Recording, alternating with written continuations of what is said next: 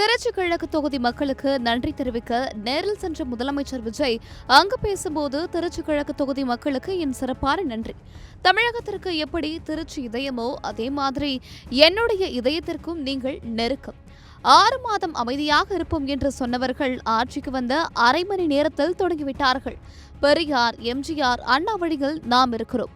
1977 தேர்தலை விட அதிகமான ஓட்டு வாங்கியிருக்கிறோம். Coat suit அணிவதையும் விமர்சிக்கிறார்கள். நான் என்ன கலராகவா அணிகிறேன்?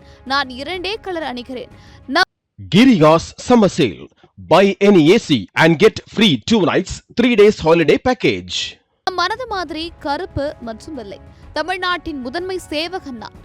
அரை நூற்றாண்டு சாதி மத அரசியலை உடைத்திருந்திருக்கிறோம். திருச்சி கிழக்கு என் செல்ல பிள்ளை மாதிரி. உங்களில் ஒருவர் வேட்பாளராக நிறுத்தப்படுவார் என்றார்.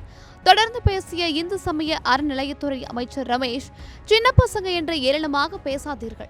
சின்ன பசங்க யார் என்று நிரூபிப்பார்கள் என்று முன்பு பிரச்சாரங்களில் கூறினேன்.